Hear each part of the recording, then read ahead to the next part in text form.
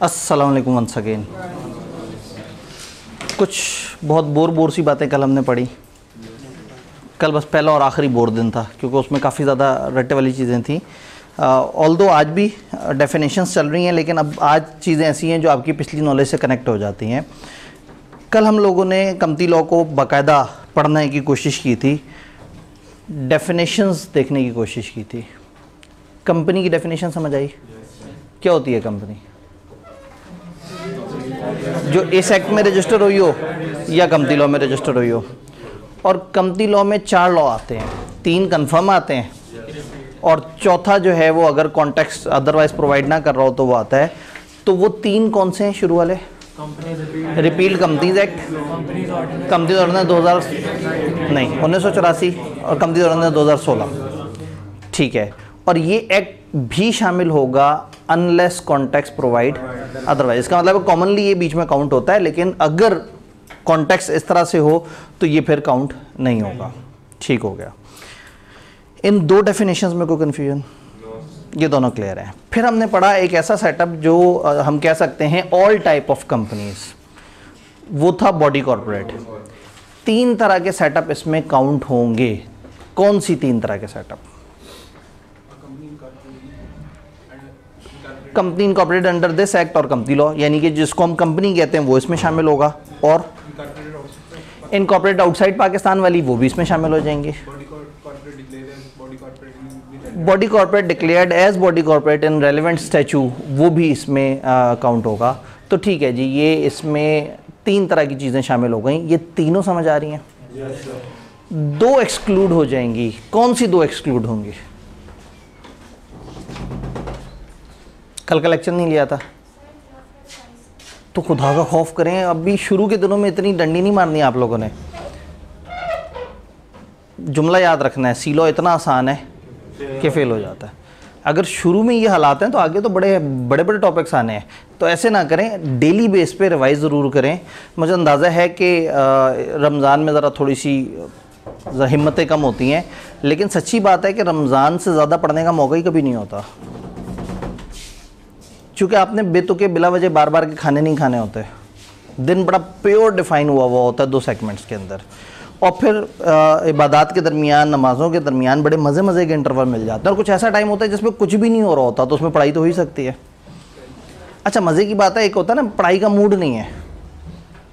For example आप एक subject लेके बैठे, आपने कहा अभी तो मूड ही नहीं हो रहा। ये जो लिखने वाली एक्टिविटी है ना, ये मूड डिपेंडेंट ही नहीं है। इसकी सबसे खूबसूरत बात यह है कि आपका कुछ पढ़ने का दिल नहीं कर रहा, कुछ समझने का दिल नहीं कर रहा, दिमाग इस्तेमाल करने का दिल नहीं कर रहा, कुछ सोचने का, रट्टा मारने का दिल नहीं कर रहा, आप उठा के लिखना शुरू कर दें।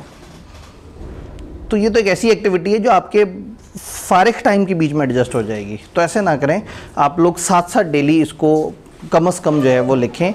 जो लिखेंगे तो वो काफ़ी हद तक फ़ौरन से जहन में बैठ जाएगा। 2 सेटअप इसमें एक्सक्लूड होते हैं। किसी और खातून की तरफ चलते हैं, वो 2 सेटअप कौन से एक्सक्लूड होंगे?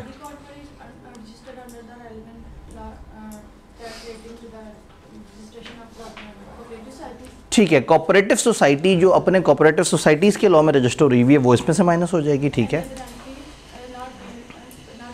कोई भी और एंटिटी जो कंपनी शंपनी या इस तरह का वो किसी और लॉ वाली कंपनी ना हो, और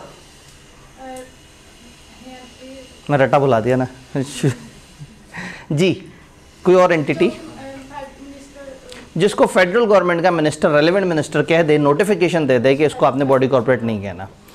तो बॉडी कॉर्पोरेट में याद रखना है 3 चीज़ें ऐड होंगी और 2 चीज़ें माइनस होंगी। कंपनी लॉ वाली कंपनियां, मुल्क से बाहर की कंपनियां, और किसी और लॉ वाली कंपनियां पाकिस्तान में। और जो एक्सक्लूड होंगी वो कोऑपरेटिव सोसाइटी अगर वो अपने लॉ में रजिस्टर है, और कोई भी और एंटिटी कंपनी शंपनी वगैरह या बॉडी कॉर्पोरेट से हट के जिसको मिनिस्टर फेडरल गवर्नमेंट कह दें कि भाई इसको आपने नहीं काम करना, तो वो नोटिफिकेशन दे दें तो वो एक्सक्लूड हो जाएगी। ये डेफिनेशन सबको समझ आ रही है? अब अगेन समझ आने के बाद ना इसकी रिटेंशन बड़ी ज़रूरी है। अब अगली दफ़ा से समझने की ज़रूरत नहीं है, अगली दफ़ा से याद करने की, दोहराने की ज़रूरत है। ये बॉडी कॉर्पोरेट थी।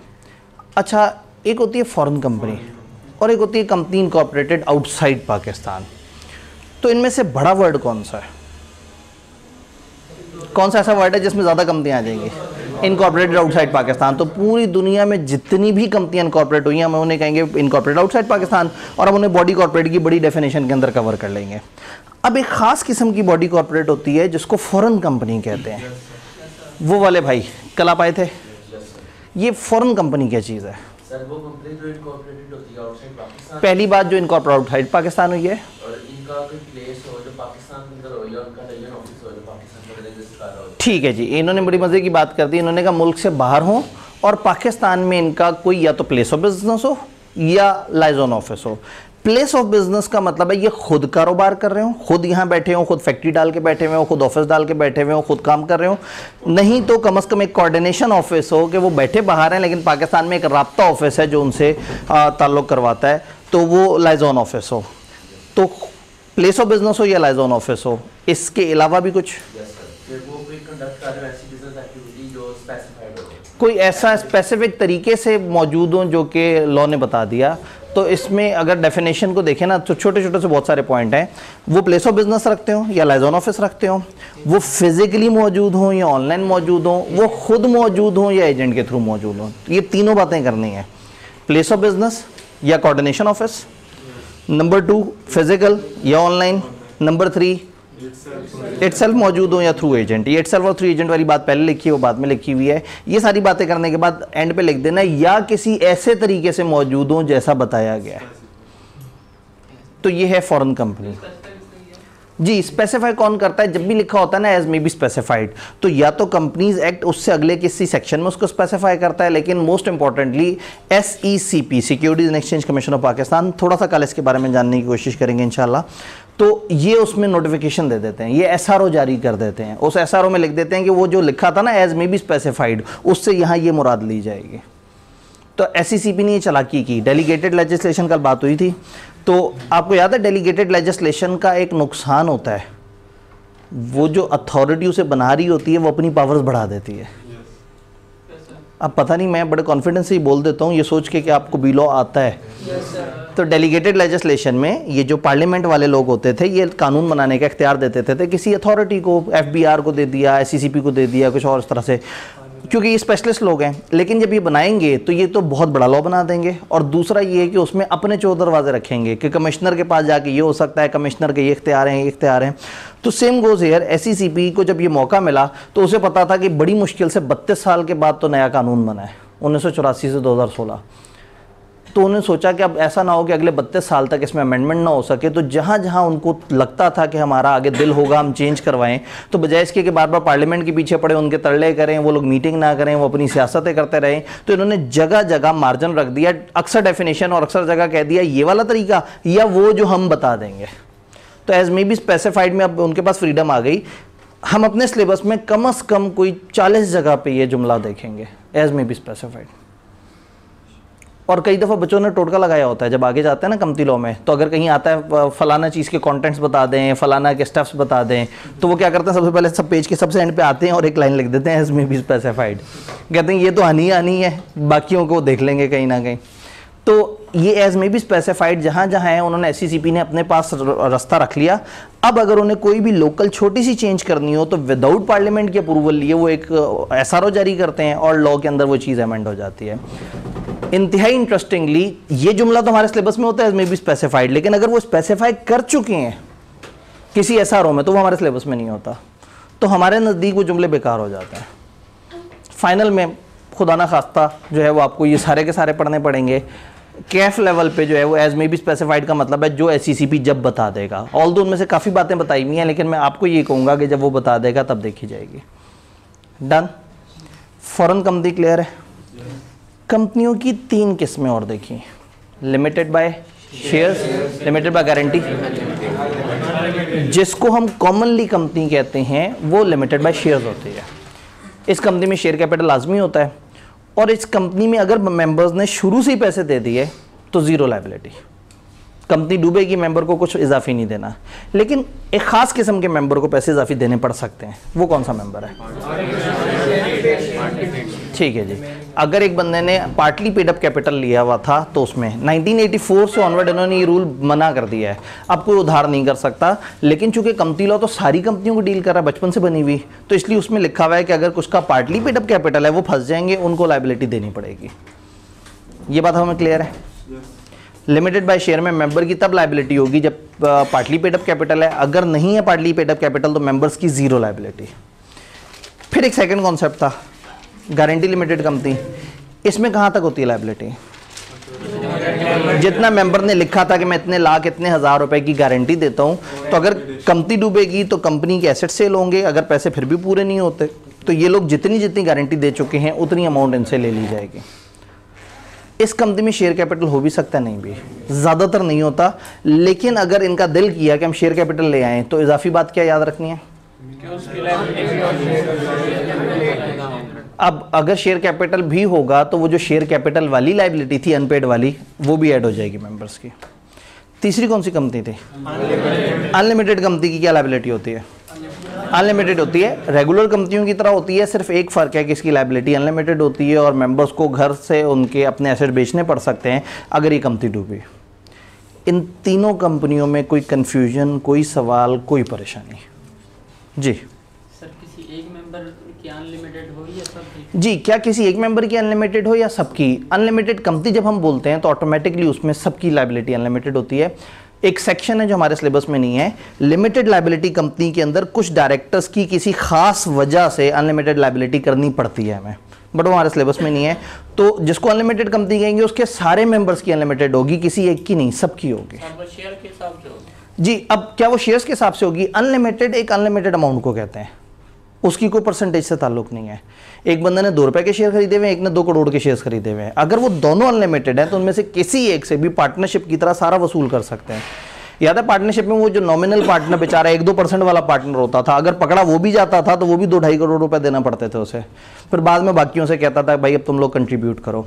तो अनलिमिटेड का मतलब है अनलिमिटेड, चाहे कम शेयर्स रखे हैं या ज़्यादा शेयर रखे हैं। अनलिमिटेड का मतलब है उनमें से जो हत्ते चढ़ गया क्रेडिटर के, उसने उससे सारा कुछ रिकवर कर लेना है। वो फिर आपस में एक दूसरे से लड़ते फिरेंगे, तो वो आपस में एक दूसरे से शेयर्स के हिसाब से डिवाइड कर लेंगे, लेकिन दुनिया की नज़र में वो अनलिमिटेड लायबिलिटी है। जी कल जितना पड़ा था पार्टली पेड शेयर वाली कंपनी के अंदर कंपनी को क्या फायदा है? जी, पार्टली पेड शेयर्स के अंदर कंपनी को क्या फ़ायदा, मतलब कंपनी ऐसा क्यों करती है? कंपनी असल में चाहती है कि उनका शेयर कैपिटल दिखे अच्छा, लेकिन उनको फ़ौरन वो पैसे नहीं चाहिए होते हैं। फॉर एग्जांपल एक कंपनी चाहती है कि जी हम 50 लाख के कैपिटल के साथ स्टार्ट करें। क्यों? इसलिए कि हमें शुरू में 25-30 लाख रुपए खर्चना पड़ेगा, एक जगह लेनी पड़ेगी, उसे रेनोवेट करना पड़ेगा, और तकरीबन 8-10 महीने बाद एक 20 लाख का और खर्चा आ रहा है। तो रादर देन कि आज सारे मेंबर पैसे डाल के बैठ जाते, तो उसमें उन्होंने ये कॉन्सेप्ट पुराने ज़माने में रखा होता था कि भाई 10 रुपये का शेयर है, एक काम करो तुम लोग 6 रुपये दे दो, 4 रुपये पर शेयर मत दो, वो तब देना जब हम तुमसे मांगेंगे। तो उस वक्त कॉन्सेप्ट होता था पहले अनपेड कैपिटल का, फिर होता था कॉल्ड अप कैपिटल, जब जरूरत पड़ती थी कंपनी उन मेंबर से मांगती थी, जब तक वो नहीं देते थे वो अनकॉल्ड कैपिटल कहलाता था, जब वो दे देते थे तो वो पेड अप कैपिटल कहलाता था। तो अनपेड, अनकॉल्ड, ये सारी बातें 1984 से पीछे हुआ करती थी। अब आज की डेट में सारे कॉन्सेप्ट खत्म हो गए। अब इस वक्त सिर्फ और सिर्फ शेयर इशू ही तब हो सकता है जब उसके पूरे पैसे आ जाएं। अब आप पूरे पैसे लिए बगैर नहीं कर सकते। कंपनी लोगों की मजबूरी है कि वो अपने पुराने साथियों को भी साथ लेके चल रहा है जो 1984 से पीछे के ज़माने के हैं। तो इसलिए यहाँ पे पार्टली पेड अप कैपिटल का जगह जगह जिक्र है। Otherwise partly paid up capital का कॉन्सेप्ट अब बिल्कुल ख़त्म हो चुका है। एब्सोल्युटली ये 1984 से ही ख़त्म हो गया था। जी सर, अगर बुला जाए मतलब जो किसी ने कम शेयर खरीदे हुए थे, ठीक है, किसी ने ज्यादा खरीदे हुए, जो कम खरीदे हुए जिसने, अगर वो उससे मांगे जो ज्यादा खरीदे हुए थे जिसने, वो ना दे तो वो जी हाँ। अब अगेन पहली बात ये कि एक बंदे ने एक अनलिमिटेड कंपनी, हमने क्या कहा, अनलिमिटेड कंपनी जो है उसमें सबकी लायबिलिटी अनलिमिटेड है। फिर आप लोगों ने खुद ही से सिनेरियो क्रिएट किया कि अच्छा सर अगर उसमें शेयर कैपिटल हो, तो फिर ये हुआ कि अच्छा जिसका कम शेयर होगा जिसका ज़्यादा शेयर होगा वो आपस में एडजस्ट कर लेंगे। तो इस वक्त सीधी सी बात यह है कि क्रेडिटर के हाथ जो चढ़ गया वो उससे सारे पैसे ले लेगा। अब वो आपस में एक दूसरे से जो एडजस्टमेंट करेंगे वो कंपनी के डॉक्यूमेंट के मुताबिक करेंगे। इसका मतलब ये वाली कंपनी बनाते वक्त अनलिमिटेड कंपनी अगर उसमें शेयर कैपिटल है तो आपको बड़े डिटेल से रूल्स में लिखना पड़ेगा कि अगर लायबिलिटी होगी तो कौन किस किस हद तक कितना लायबल होगा। तो बस ये हमने जहन में रखना होगा। अदरवाइज अनलिमिटेड कंपनी में हमारी अंडरस्टैंडिंग ये है कि लायबिलिटी हमेशा अनलिमिटेड ही है। जी जी, जो गारंटी देते हैं वो किस हिसाब से होती है? देखें, गारंटी लिमिटेड कंपनी में ना ये बहुत रिमोट सोचना है कि शायद वहाँ शेयर कैपिटल हो। Guarantee limited company by default क्या होगी? बगैर शेयर कैपिटल के, तो वो गारंटी का उन शेयर से ताल्लुक नहीं होता। तो फिर शेयर्स रखते क्यों हैं भाई? ये कंपनी है, उसमें सब लोगों ने लाख लाख की गारंटी दे दी, अब शेयर्स क्यों डालेंगे वहां? आपस की तरतीब बनाने के लिए कि कंपनी बंद होगी तो किसके पास कितने असासे होंगे, डिविडेंड देंगे तो किसको ज़्यादा मिलेगा, किसको कम मिलेगा। तो वो शेयर्स अगर रखेंगे तो वो अपनी तसल्ली के लिए रखेंगे, दुनिया के लिए उस शेयर कैपिटल का कोई लेना देना नहीं। दुनिया की नज़र में जो गारंटी उन्होंने दी हुई है, दुनिया उससे वो गारंटी रिकवर कर लेगी। जी, ये सारी तरह की कंपनियां और सारे तरह के कॉन्सेप्ट में कोई सवाल, कोई कन्फ्यूजन, कोई परेशानी। सर अनलिमिटेड लायबिलिटी वाली जो कंपनी है, दुनिया की नज़र में तो अनलिमिटेड है सारे मेंबर्स की लायबिलिटी। जी जी बिल्कुल ऐसे ही है। मेंबर्स आपस के अंदर लिमिटेड रख सकते हैं। बिल्कुल, आपस में एक दूसरे के साथ कुछ भी अरेंजमेंट करें तो वो उनका आपस में एक लोकल अरेंजमेंट होगा। वो जो मर्जी आपस में लड़ें, वो फिर एक सिविल लॉ है, लेकिन कंपनी लॉ के मुताबिक दुनिया ने उनसे पैसे रिकवर कर लेने हैं। और हम कंपनी लॉ को इस तरह से ही पढ़ रहे हैं, उनके आपस के दरमियान जो होगा वो एक छोटा सा कॉन्ट्रैक्ट भी हो सकता है, वो कॉन्ट्रैक्ट एक्ट के तहत तय हो जाएगा। लेकिन हमने देखना ये है कि रूल क्या है। रूल ये है कि वो सब के सब लायबल हैं अनलिमिटेड। और मज़े की बात है कि हम भी इस डिबेट में इसलिए उतर रहे हैं कि कॉन्सेप्ट यहाँ पे दिया हुआ है, practically speaking unlimited company exist ही नहीं करती। सिर्फ मजबूरन 2-3 कंपनियां जिनको गवर्नमेंट ने पकड़ लिया और ज़बरदस्ती कन्वर्ट करा लिया तो करा लिया, तो वो हो गए। अदरवाइज़ लोग अनलिमिटेड कंपनी में बिल्कुल भी इंटरेस्टेड नहीं होते। जी, क्या ये सारी कंपनियां समझ आ रही हैं? अब आपके कुछ पुराने पढ़े हुए कॉन्सेप्ट्स को दोबारा से वो करते हैं, पब्लिक और प्राइवेट कंपनी और इस तरह से। आज 2 तरह की कंपनी हमने देखनी है, पब्लिक प्राइवेट, और इंशाल्लाह मौका मिलता है तो होल्डिंग और सब्सिडरी को देखने की कोशिश करते हैं। पब्लिक कंपनी टैक्स में पढ़ा था, कुछ कुछ याद है? फिर प्राइवेट कंपनी भी टैक्स में पढ़ा था। प्राइवेट कंपनी की तो बड़ी प्यारी डेफिनेशन थी, क्या थी? प्राइवेट कंपनी वो है जो पब्लिक कंपनी नहीं है। तो कंपनी लॉ ने सोचा कि हम डेफिनेशन चेंज कर देते हैं, तो इन्होंने प्राइवेट कंपनी की ये डेफिनेशन नहीं रखी कि the company which is not a public company. इन्होंने पब्लिक कंपनी की डेफिनेशन ये रखी है कि the company which is not a private company. तो अगर कभी आपको भूल रहा हो तो आपने बस उलट कर देना है। तो पब्लिक कंपनी वो है जो प्राइवेट नहीं है। तो कंपनियां 2 तरह की हैं, पब्लिक और प्राइवेट। एक तजर्बा करके देखते हैं, पता नहीं ये जिंदा भी है या नहीं। नहीं, बंद है, वैसी चीज़ें बंद है। मैं कहा शायद इससे ज़रा रोशनी यहाँ पे इस कॉर्नर के करीब थोड़ा सा अंधेरा है। खैर, पब्लिक और प्राइवेट कंपनी। पब्लिक कंपनी कौन सी है? जो प्राइवेट नहीं। प्राइवेट कंपनी क्या है? इसके नाम से जाहिर है प्राइवेट कंपनी है। प्राइवेट का मतलब है कि ये ऐसी कंपनी है जो बहुत ज़्यादा खुल्लम खुल्ला आवाम में इन्वॉल्व नहीं है। एक छोटा सा सिलेक्टेड सा सेटअप है जो साइड पे रखा हुआ है। एक ऐसी कंपनी है जो बनाते वक्त ये 3 रिस्ट्रिक्शंस डाल देते हैं।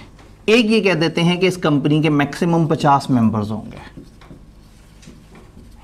एक ऐसी कंपनी जो बनाते वक्त आप जिन डॉक्यूमेंट से कंपनी रजिस्टर करा रहे हैं ना, आपको याद हो मैंने कहा था 1-2 डॉक्यूमेंट जमा कराते हैं कंपनी रजिस्टर होती है, इनको हम कहते हैं मेमोरेंडम एंड आर्टिकल्स। हम ज़्यादा डिटेल से इस चैप्टर में बात नहीं करें क्योंकि चैप्टर नंबर 2 है ही मेमोरेंडम और आर्टिकल्स के बारे में। तो अब जब कंपनी बनेगी तो इन डॉक्यूमेंट्स में अपने शनाख्त लिखेगी। तो ऐसी कंपनी जो अपने आर्टिकल्स नामी डॉक्यूमेंट में नंबर 1 कह दे कि हमारे मैक्सिमम मेंबर्स होंगे 50, यानी ये कंपनी ज़िंदगी में कभी 50 मेंबर से ऊपर नहीं जाएगी। अगर 10-11 मेंबर से शुरू हुई है, कल को उनके बच्चे भी बीच में शेयर होल्डर बन गए और वो आहिस्ता आहिस्ता बढ़ते चले गए मामले, तो 50 से ज़्यादा ये फिर भी नहीं जाएंगे। तो अगर एक कंपनी के 49 मेंबर्स हों और एक बंदे की डेथ हो जाए और उसके शेयर उसके 3 बच्चों को मिल जाए, तो एक बंदे की डेथ हुई 48 पे चले गए, 3 बंदे ऐड होंगे तो ये तो मामला ख़राब हो गया। तो लॉ ने अलाउ किया हुआ है कि अगर आप जॉइंट शेयर होल्डर्स को इंट्रोड्यूस कराएं तो वो एक दफ़ा काउंट होंगे। यानी अगर वो तीनों बच्चों के नाम पे जॉइंट शेयर्स हों उनके वालिद के, तो वो गिनती में एक मेंबर काउंट होगा। तो इस तरह से करके आप ज़्यादा से ज़्यादा 50 मेंबर्स तक जा सकते हैं एक प्राइवेट कंपनी में। पहली रिस्ट्रिक्शन। दूसरी रिस्ट्रिक्शन है ट्रांसफर ऑफ शेयर्स। इस कंपनी के शेयर्स इतने आराम से ट्रांसफर नहीं हो सकते, इसके ऊपर रुकावट है, इस पे पाबंदी लगी हुई है। मैं पहले इसके कंटेंट्स पूरे कर लूं, फिर देखते हैं कि ज़रूरत क्या पड़ रही है हमें इतनी फंसी हुई कंपनी बनाने की। सेकंड पॉइंट क्या है, इसके शेयर ट्रांसफर नहीं हो सकते आराम से। तीसरा, ये पब्लिक इन्विटेशन नहीं कर सकते। आपको याद है हमने कहा था अगर कंपनी को कभी बहुत ज्यादा पैसों की जरूरत पड़े तो वो जनरल पब्लिक से कहते हैं आओ जी हम प्रोस्पेक्टस दे रहे हैं, आज हमारी कंपनी के शेयर्स खरीद लो। ये ऐसा काम नहीं कर सकते, यानी इनके शेयर्स का ट्रांसफर भी रिस्ट्रिक्टेड है, उसमें भी बहुत पाबंदी है। ये जनरल पब्लिक को बुला भी नहीं सकते आओ हमारी कंपनी में एंटर हो जाओ, और इस कंपनी के मेंबर्स ये 50 से ऊपर ले जा भी नहीं सकते।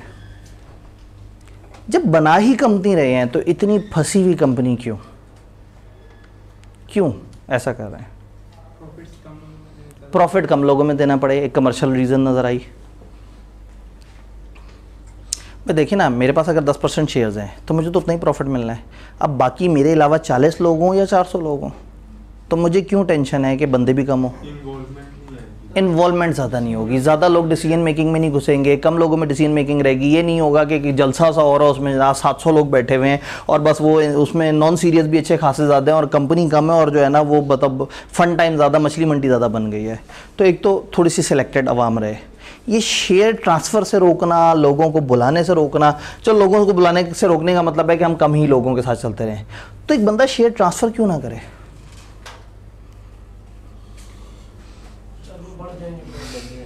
नंबर ऑफ मेंबर्स बढ़ने का भी खर्चा है और दूसरा नए लोग आएंगे, नए सोच के साथ आएंगे, पता नहीं कैसे लोग होंगे। मैं एग्जांपल देता हूँ, 7 दोस्त एक दफ़ा इकट्ठे हुए एक जगह और उन्होंने सोचा कि भाई हम 7 दोस्त हैं, बड़े अच्छे तरीके से हम एक दूसरे को जानते हैं बचपन से, एक कंपनी शुरू करते हैं और मिल के कमाएंगे। और पहले दिन जो है ना उन्होंने वो रात बारबेक्यू पार्टी पे इकट्ठे हुए, दरमियान में आग जल रही थी, तो अग्नि को साक्षी मान के उन्होंने जो है वचन लिया, उन 7 ने एक दूसरे के हाथ के ऊपर हाथ रखा और ये वादा किया कि उनमें से कोई इस कंपनी को छोड़ के नहीं जाएगा और मरते दम तक ये 7 निभाएंगे और ये कंपनी आसमान की बुलंदियों को छुएगी। 7 ने वादा कर लिया। अब 7 के साथ बड़े एक्साइटेड हैं और बड़ी जोश के साथ, बड़े जज्बे के साथ लगे हुए हैं कंपनी को आगे से आगे बढ़ाएं।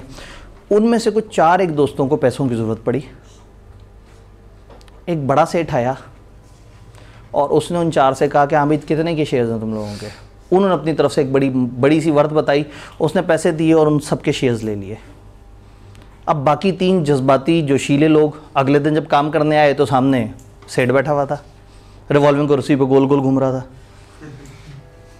तो उसको देख के उन्होंने कहा तुम कौन? तो उसने हाथ में कागज़ दिखाया कि देखो इस पे 4 लोगों के साइन है, उन 4 के शेयर्स मेरे हो गए, इस कंपनी का 50% से ऊपर का शेयर होल्डर मैं हूँ, अब सारे फैसले मैं करूँगा, डायरेक्टर्स मैं अपॉइंट करूँगा, सारी इन्वेस्टमेंट, सारे प्लान्स मैं एडजस्ट करूँगा।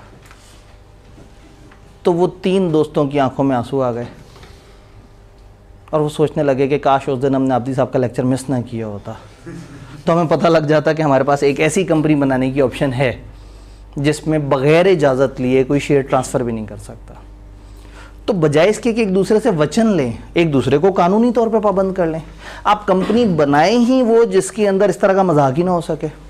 तो प्राइवेट कंपनी कौन बनाता है? जब दोस्त मिलकर कंपनी बनाते हैं, जब एक फैमिली बिजनेस होता है, जब एक छोटा सा सेटअप बिजनेस कर रहा होता है और वो नहीं चाहते कि बहुत सारी दुनिया बीच में आ जाए, तो वो पहले ही दिन जो कंपनी बनाते हैं उसको वो कहते हैं प्राइवेट कंपनी।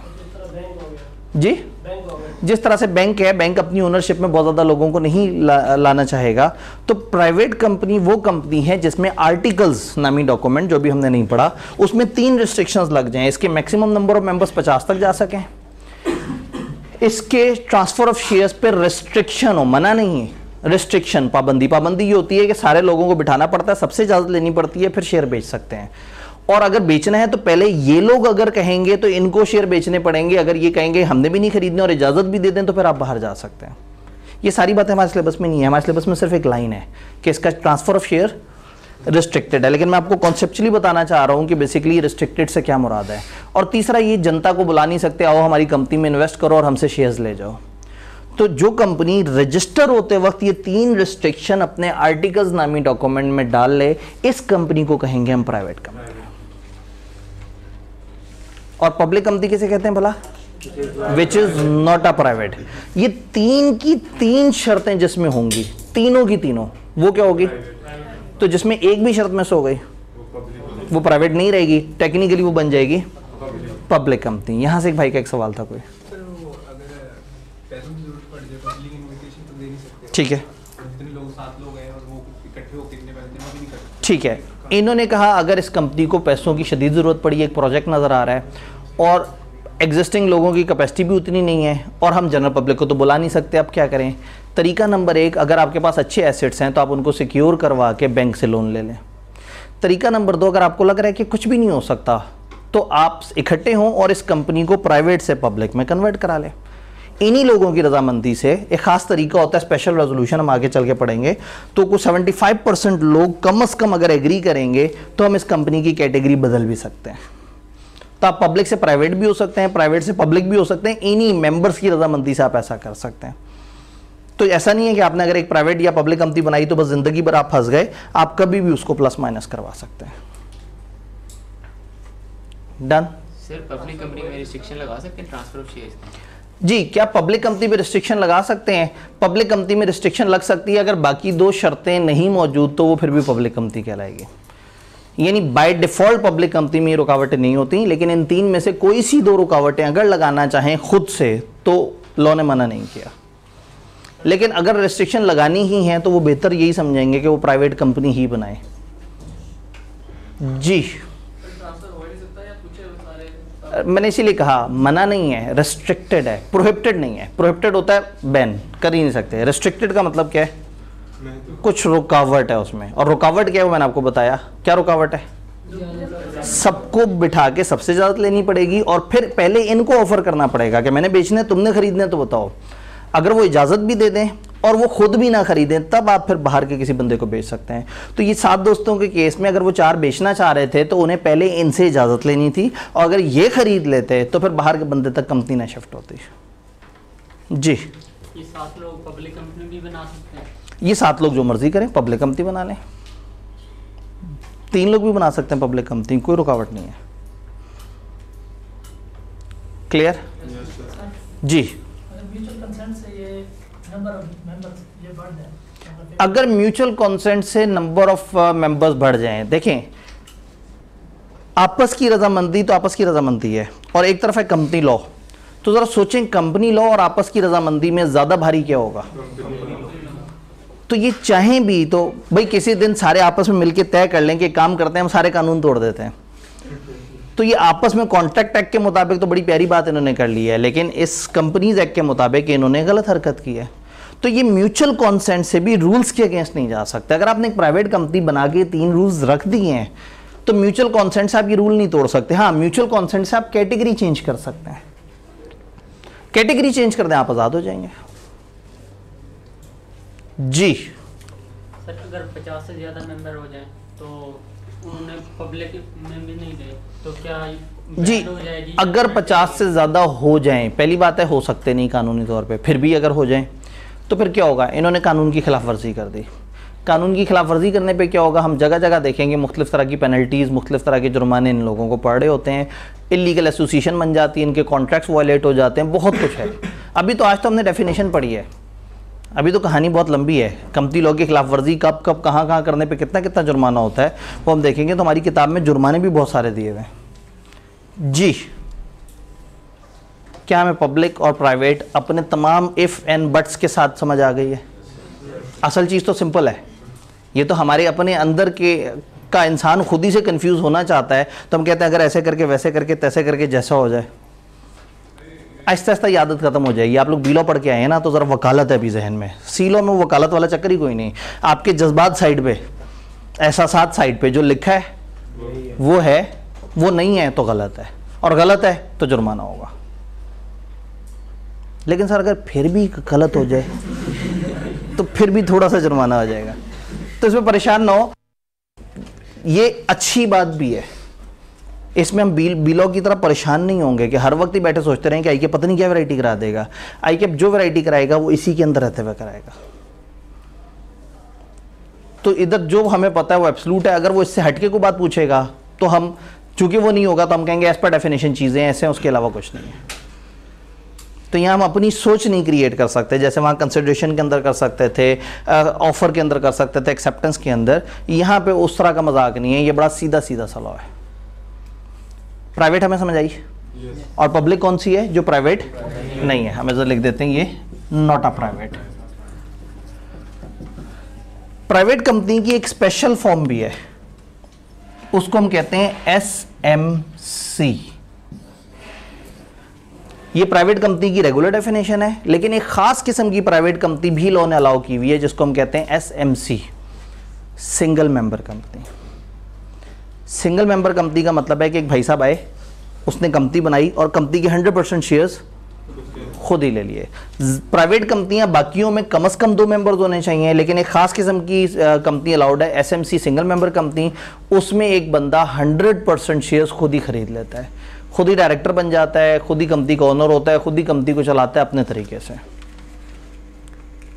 तो जी बिल्कुल, अगर एक सोल ट्रेडर कंपनी बनाना चाहता है और वो पार्टनर्स नहीं लेके आना चाहता तो वो SMC बनाएगा।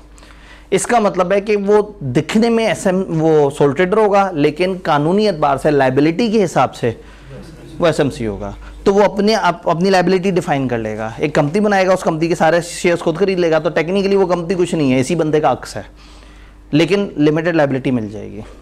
और फिर जब कंपनी बनाएंगे तो फिर आपको जगह जगह रजिस्टर भी होना पड़ेगा, डॉक्यूमेंट्स भी जमा करने पड़ेंगे। तो लॉ ने एक SMC भी अलाउ किया हुआ है, जिसमें एक बंदा 100% शेयर्स खुद ही खरीद लेता है। क्लियर? सर ये कन्वर्ट हो सकती है?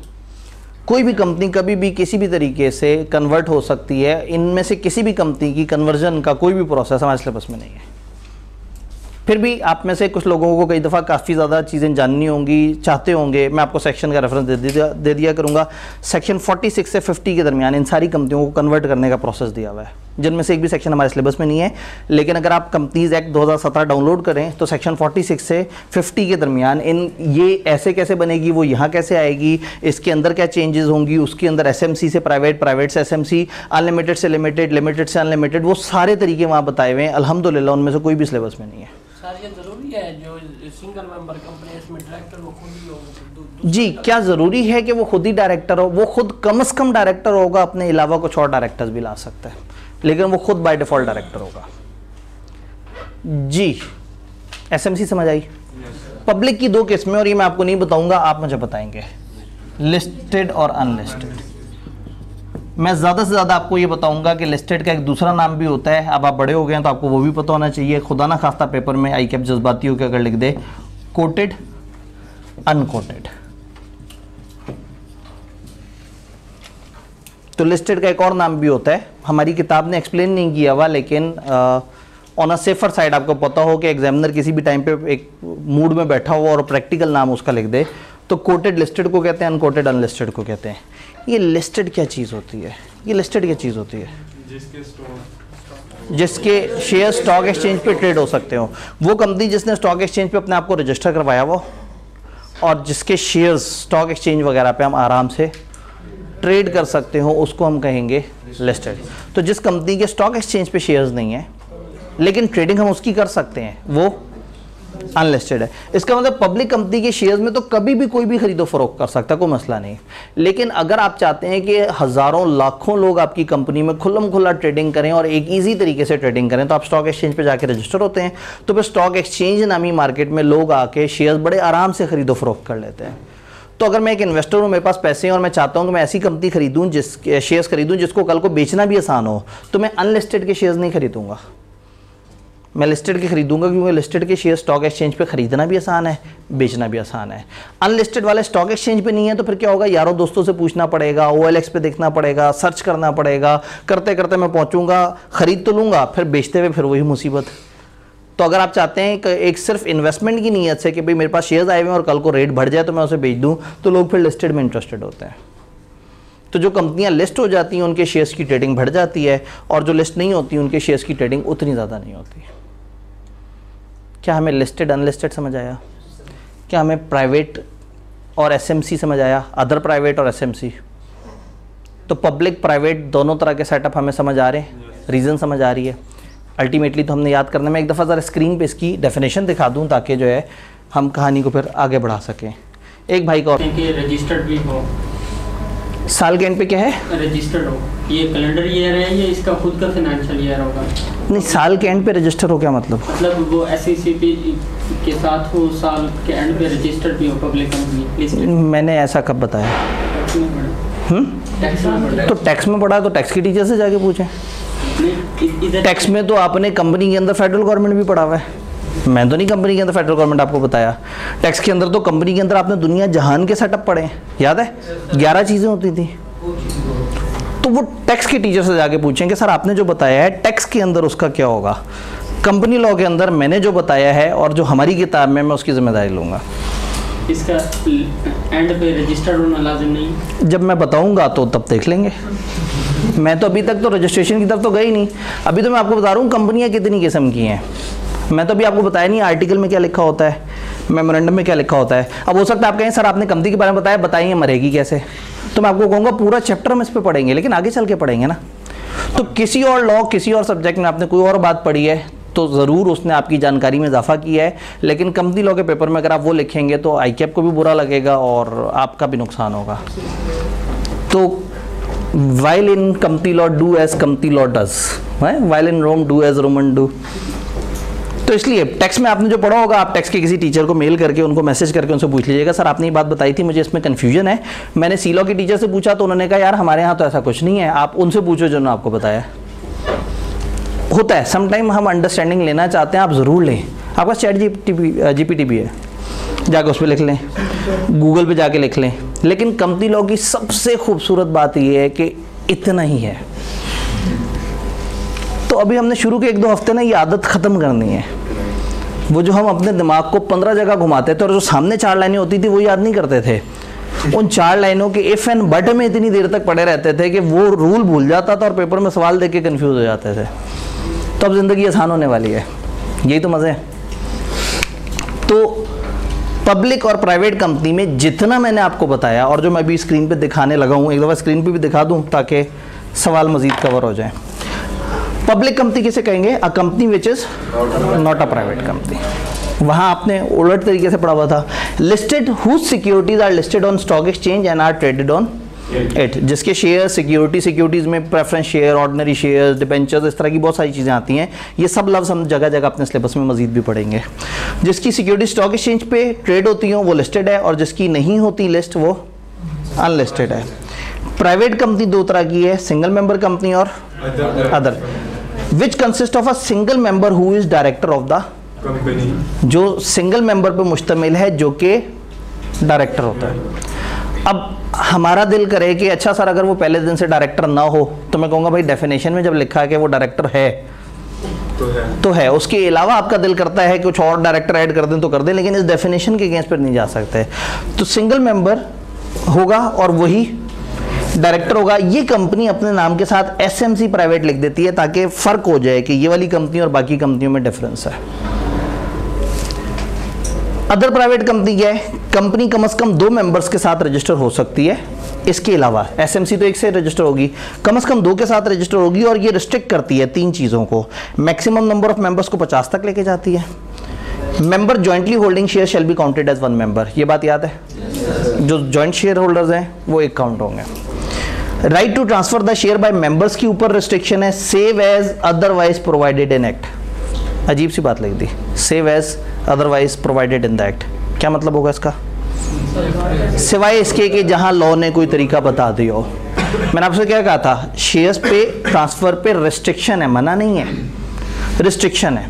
तो ये अपने शेयर ट्रांसफर नहीं कर सकते सिवाय वहां जहां लॉ ने बता दिया हो कि यूं कर सकते हैं। और जो लॉ ने बताया वो हमारे सिलेबस में नहीं है, मैंने फिर भी अंडरस्टैंडिंग के लिए आपको बता दिया कि यस, सबकी इजाज़त से आप अपने शेयर ट्रांसफ़र कर सकते हैं। तीसरा, इन्विटेशन ऑफ सब्सक्रिप्शन। सब्सक्रिप्शन होता है जो लोग पैसे वगैरह जमा कराते हैं from general public for its shares, debentures या रिडीमेबल कैपिटल। अपने शेयर्स के लिए या अपने डिबेंचर के लिए या अपने रिडीमेबल कैपिटल के लिए। ये सारी बातें आई होप कि आपने अकाउंटिंग में इस तरह के लफ्ज़ पढ़े हुए हैं, नहीं तो आगे चल के डिबेंचर्स का जिक्र हम एक और चैप्टर में करेंगे, शेयर्स का जिक्र एक और चैप्टर में करेंगे, और रिडीमेबल कैपिटल का हम कभी जिक्र ही नहीं करेंगे।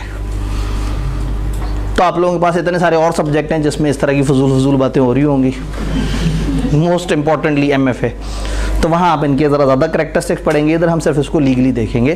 तो ये 3 तरह की रिस्ट्रिक्शंस समझ आ रही हैं? यस जी। ये प्राइवेट कंपनी जब बनती है तो उसके 60 बंदे हो तो 50 आप ही करते हैं, कोई एक शेयर में जॉइंटली करके आगे कैसे हो सकता है? अगर 50 मेंबर्स अभी हैं, नहीं मतलब शुरू बंदे हो 60 से बंदे लोग, ठीक है, बनते वक्त 60 बंदे हों जबकि 20 ऐसे हों जिनमें 2-2 करके उन्होंने कंबाइंड शेयर्स लिए हुए, आप ऐसा कहना चाह रहे हैं? ऐसा कर सकते हैं, 100% कर सकते हैं। ये मेंबर की गिनती 50 के अंदर अंदर रहनी चाहिए, 50 से ऊपर नहीं जानी चाहिए। और इस गिनती में चोर दरवाज़ा है कि जॉइंटली शेयर होल्डर्स एक दफ़ा काउंट होंगे। अगर 40 लोगों ने भी एक शेयर कंबाइंड तरीके से लिया हुआ है तो वो एक मेंबर काउंट होंगे।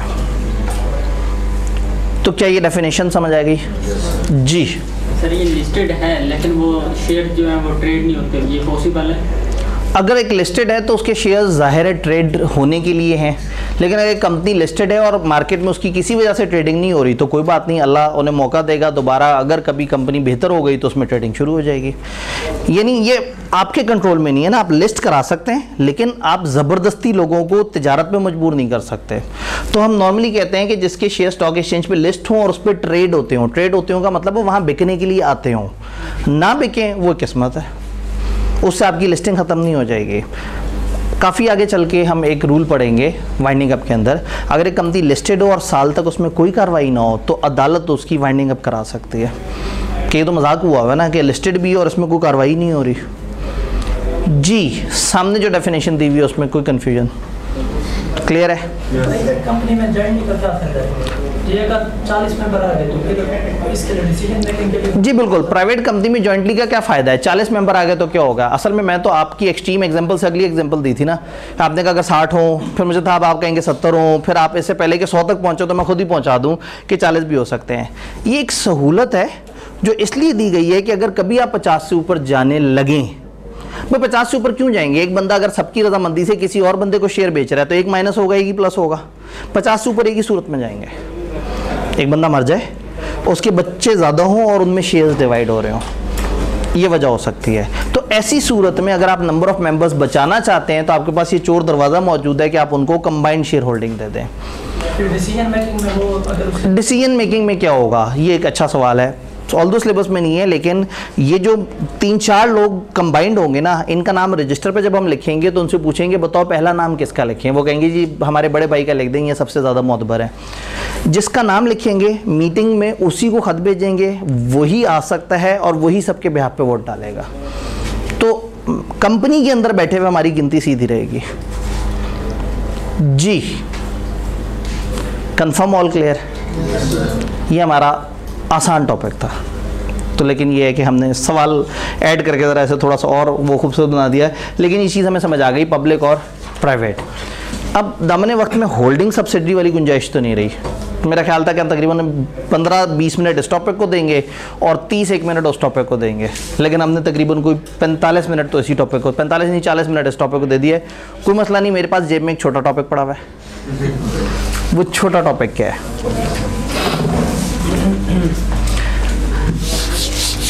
आप लोगों की इस क्लास से पीछे कॉस्ट की रिस्ट्रिक्शन है ना? कितने ऐसे लोग हैं जो इस क्लास से पहले कॉस्ट पढ़ रहे हैं जो ठीक 12 बजे ख़त्म होती है?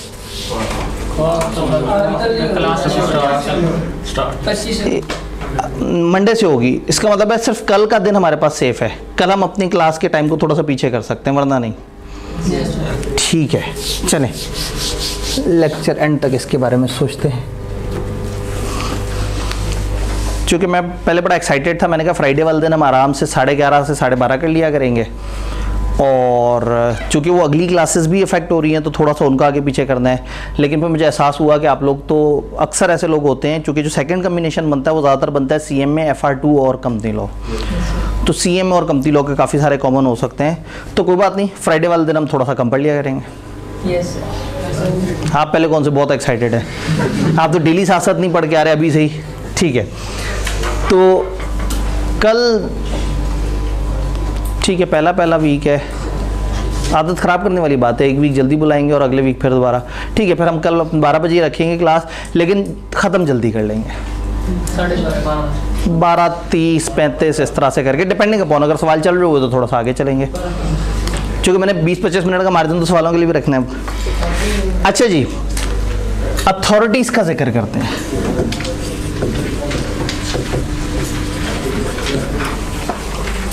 एक इंडिपेंडेंट सा टॉपिक है। जिस तरह से जब हम टैक्स पढ़ते हैं तो टैक्स के अंदर हम कहते हैं जी कमिश्नर होंगे, डिप्टी कमिश्नर होंगे, फलाना ऐसे होगा, फलाना ऐसे होगा, और फिर हम पढ़ते हैं FBR होगा। ये FBR किसे कहते हैं? फेडरल। ये किसी इंसान का नाम है? नहीं, ये एक इदारा है। और ये जो कमिश्नर है ये इंसान है। इसका मतलब FBR एक इदारा है और उसके अंदर होंगे कमिश्नर। उसी तरह का सेटअप होता है कंपनी लॉ में। SECP एक इदारा होता है और उसके अंदर जो इंसान होते हैं उनको रजिस्ट्रार बोलते हैं। हमारे सिलेबस में एक हल्का सा इंट्रोडक्शन है SECP और रजिस्ट्रार। SECP और रजिस्ट्रार। अभी SECP क्या चीज़ है मुझे बताएंगे आप? Securities and exchange commission of, बड़ा मशहूर इदारा है तो इसका आपने अक्सर नाम सुना होगा, securities and exchange commission of Pakistan. Pakistan के अंदर कंपनियों के तमाम तरह के रूल्स, कंपनियों की तमाम तरह की रेगुलेशंस, सारी चीज़ों को ये इदारा देखता है।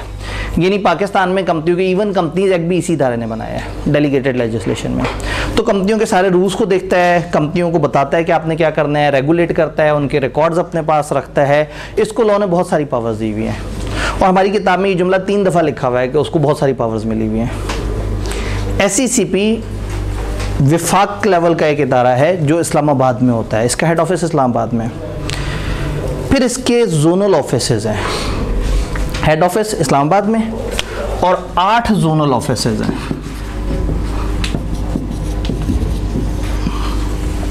और 8 zonal office. MCQ point of view से ज़ाहिर है हमें कई दफ़ा क्रैमिंग ज़रा ज़्यादा करनी पड़ती है कि आई के बच्चे अगर अचानक से पूछ ले कि बताओ इनमें से कौन से शहर में नहीं है ऑफिस SECP का।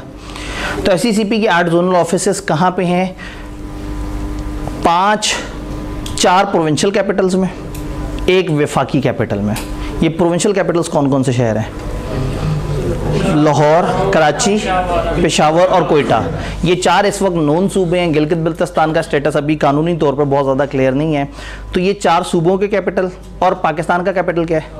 तो इस्लामाबाद में हेड ऑफिस तो है, एक जोनल ऑफिस भी हो जाएगा। ये 5 हो गए। उसके बाद 3 और शहर हैं जहाँ इनके ऑफिसेज हैं, फैसलाबाद, सक्खर और मुल्तान। तो तरीका नंबर 1 याद रखने का कि हम चारों सूबों के दारुल हुकूमत सोच लें, वफाक का दारुल हुकूमत सोच लें और इन 3 शहरों को याद रख लें। और दूसरा आसान तरीका, आप लोगों का फेवरेट तरीका, PSL की टीम्स में फैसलाबाद और सक्खर ऐड कर लें। शायद ये याद रखना ज़्यादा आसान है कि पेपर में अगर बैठे हुए हो और आपको याद ना आ रहा हो कि कौन से 8 शहर हैं, तो 6 PSL और उसमें ऐड कर देना है आपने फैसलाबाद और सक्खर। तो पेपर में सुल्तान नहीं लिखना, मुल्तान लिखना है, कलंदर नहीं लिखना, ठीक है? तो जिसको PSL से शगफ है उसको ये 6 याद रखना ज़्यादा आसान है। तो रादर देन हम 8 शहरों की लिस्ट को रट्टा मारें, PSL प्लस, यानी मैं लिख दूँ PSL प्लस फैसलाबाद और सक्खर। फैसलाबाद और सक्खर ये 2 ऐड कर दें। इन 8 शहरों में SECP के जोनल ऑफिसेज हैं। क्या करता है? कंपनियों को कंट्रोल करता है। और इसके पास क्या पावर्स हैं? बहुत सारी पावर्स हैं। एक दो ये वाली बातें पढ़ लेते हैं, फिर रजिस्ट्रार की तरफ चलते हैं।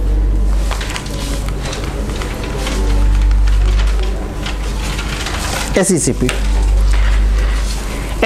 1 जनवरी 1999 को ऑप्शनलाइज हुआ और इसने रिप्लेस कर दिया कॉर्पोरेट लॉ अथॉरिटी को। थोड़ा सा इंट्रोडक्शन दे रहे हैं कि उस वक्त एक इदारा होता था कॉर्पोरेट लॉ अथॉरिटी, SECP ने उसको रिप्लेस कर दिया और 1999 में ये ऑप्शनलाइज हो गया था।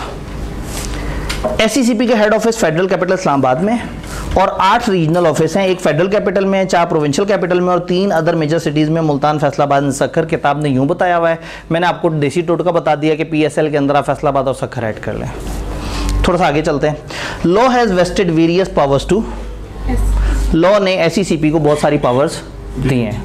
उन्हें लगा समझ नहीं आई। अगला जुमला, SECP has been given lot of powers under companies act. उन्हें लगा अभी भी बात नहीं बनी। अगला जुमला, in addition to companies act SECP is also empowered by SECP act to exercise many powers and functions. तो SECP पे अगर नोट आ जाए तो आपने बस बार बार लिखना है, इसके बाद बहुत ही को पावर है, फिर लिखना है इसके पास अखीर पावर्स है। तो किताब ने इतनी दफ़ा रिपीट किया है कि लॉ ने बहुत सारी पावर्स दी हैं, SECP को कंपनीज एक्ट ने बहुत सारी पावर्स दी हैं और कंपनीज एक्ट के अलावा SECP के अपने एक्ट ने भी बहुत सारी पावर्स दी हैं।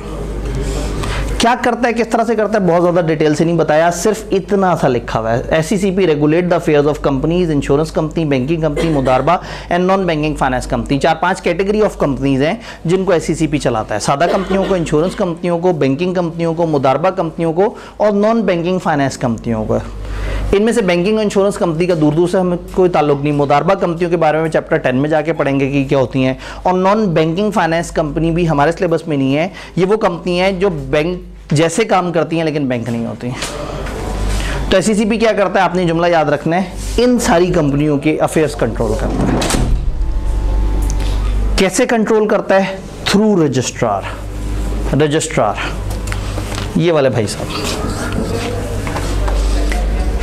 रजिस्ट्रार कौन है SECP के अंदर? उसी तरह से ऑफिसर जैसे टैक्स में कमिश्नर होता था, आपने कहीं पढ़ा होगा, assistant commissioner, deputy commissioner, additional commissioner, पता नहीं कौन कौन सा कमिश्नर। तो यहाँ पे भी रजिस्ट्रार के कई नाम हैं। रजिस्ट्रार के नाम से भी हो सकता है, एडिशनल रजिस्ट्रार के नाम से भी हो सकता है, जॉइंट रजिस्ट्रार भी हो सकता है, एडिशनल जॉइंट भी हो सकता है, डिप्टी भी हो सकता है, असिस्टेंट भी हो सकता है। और जब थक जाएंगे तो कहेंगे और एनी अदर पर्सन जिसको हम कह दें। इसका काम क्या है? ये डेटाबेस ऑफिसर है टेक्निकली। ये लिखा हुआ नहीं है किताब में, मैं आपको याददाश्त के लिए बता रहा हूं। डेटाबेस एंड इन्वेस्टिगेशन ऑफिसर, ये एक डेटाबेस है, यानी कि कंपनियां रजिस्टर होंगी इसके पास, डॉक्यूमेंट जमा कराएंगी इसको, सालाना अकाउंट जमा कराएंगी इसको, रिकॉर्ड कीपिंग करेगा ये किसी कंपनी पे छापा मारना चाहे मार सकता है, ये किसी कंपनी से रिकॉर्ड मांगना चाहे मांग सकता है, ये किसी कंपनी के रिकॉर्ड जब्त करना चाहे ये जब्त कर सकता है। यानी कि SECP का वो ऑफिसर जो कि कंपनियों से कम्युनिकेट कर रहा है और कंपनियों के डॉक्यूमेंट्स और कंपनियों की इस तरह की चीज़ें उनसे ले रहा है, इस ऑफिसर को हम कहते हैं रजिस्ट्रार। काश हम सादा इंग्लिश में ऐसा लिख सकते हैं, लेकिन हमारी किताब में ऑफिशियल डेफिनेशन रजिस्ट्रार की हमें याद करनी पड़ेगी। तो ज़रा एक दफ़ा रजिस्ट्रार के बारे में जानते हैं। एक छोटा सा कॉन्सेप्ट था तो हमने कहा ज़रा इसको कवर कर लें। रजिस्ट्रार किसे कहेंगे? Means a registrar, an additional registrar, an additional joint registrar, a joint registrar, a deputy registrar, an assistant registrar. फिर थक गए, उन्होंने कह दिया और such other officer as may be designated by SECP performing duties and functions under this act. तो तकलीफ दे अमल है, डेफिनेशन याद करनी पड़ेगी। करेगा क्या? कंपनियों की रजिस्ट्रेशन करेगा, डिफरेंट डॉक्यूमेंट्स रिसीव करेगा, कंपनी के रूटीन डॉक्यूमेंट्स को ट्रैक करेगा। याद से इस जुमले के आगे कैरी फॉरवर्ड लिख दें, he keep the record of mortgages and charges. हमारा एक पूरा चैप्टर है, ये क्या चीज़ होती है, कैसे होती है, चैप्टर 7। हम वहाँ जाके बहुत तसल्ली से इसे समझेंगे। आज इसको ओपन करेंगे तो वो आधा चैप्टर ख़त्म हो जाएगा। तो इस वाले पॉइंट को कैरी फॉरवर्ड कर देना है। Can call the officer of company for information, company के ऑफिसर से इन्फॉर्मेशन मांग सकता है। एम्पावर्ड कि वो इंस्पेक्ट कर सकता है बुक्स और रिकॉर्ड, और कंपनी की बुक्स एंड रिकॉर्ड अगर ज़रूरी समझे तो सीज भी कर सकता है, जब्त भी कर सकता है, अपने पास कब्जे में भी ले सकता है। कौन कौन से लोग इसमें शामिल हैं? रजिस्ट्रार, ठीक है, ग्रुप बना लेने हैं। ये रजिस्ट्रार है, फिर उसके बाद इजाफी रजिस्ट्रार होंगे। एडिशनल भी इजाफी को कहते हैं और जॉइंट भी उसके साथ जुड़े हुए को कहते हैं। तो एडिशनल वाला, जॉइंट वाला और एडिशनल जॉइंट दोनों को जोड़ भी दें। एडिशनल, जॉइंट और फिर दो छोटे रैंक के। छोटे रैंक वाला या असिस्टेंट है या डिप्टी है। तो 6 कैसे होंगे? Registrar, additional registrar, joint registrar, additional joint registrar, deputy registrar, assistant registrar. अच्छा लगा? कौन से 6?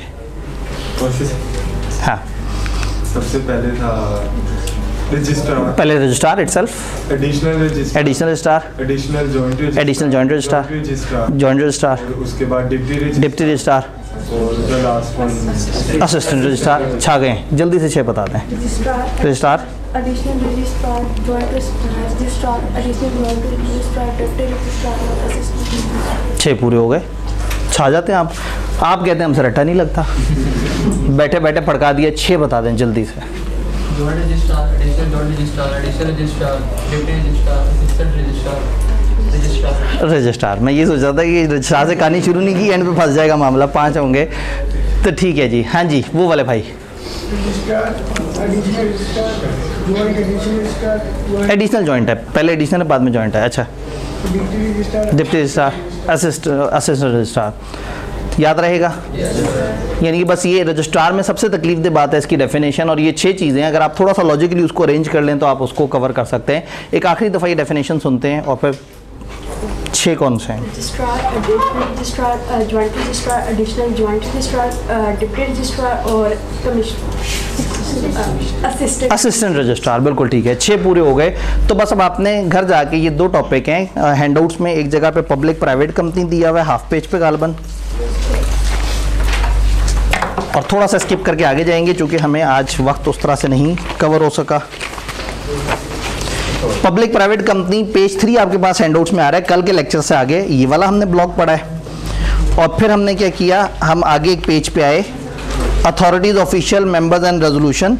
वहाँ पे SECP रजिस्ट्रार ऑफिशियल की हेडिंग से ऊपर तक हम लोगों ने इसे पढ़ा है। आप इसे लिख के आए इंशाल्लाह ताला। ऑल्दो अगले जुम्मे हमें ये मार्जिन नहीं मिलेगा, लेकिन कल कम से कम 10 मिनट पहले तो मैं आपको बुला सकता हूँ। कल 11:50 पे इकट्ठे होते हैं। थोड़ा सा हमारे पास क्वेश्चन ऐड हो जाए आपके वो एक्स्ट्रा सवालों का, और मैं फिर एक टॉपिक होल्डिंग सब्सिडी वाला कवर कर लूँ, ताकि इतना हो जाए कि फिर हम फ़ख्र से मंडे को कोई प्यारा सा टेस्ट कर सकें। क्या बात कर दी? सैटरडे को 23 मार्च है, लेकिन बहरहाल कंपनी लॉ इतना जालिम सब्जेक्ट नहीं है कि उसमें आपका सैटरडे ऑन किया जाए। ऑडिट में सैटरडे ऑन होता है, MFA में ऑन होता है, लेकिन कंपनी लॉ वाले तो मासूम लोग होते हैं। कंपनी लॉ बी लॉ जैसे हुक्म में आता है शरा की नज़र में ना, ये उतना ही मुनासिब वो है। तो कल इंशाल्लाह ताला 11:50 पे इकट्ठे होते हैं और 12:30 12:35 तक चलते हैं, और ऑनवर्ड फ्राइडे का हम अपना एक रूटीन बना लेंगे इंशाल्लाह। ठीक है जी।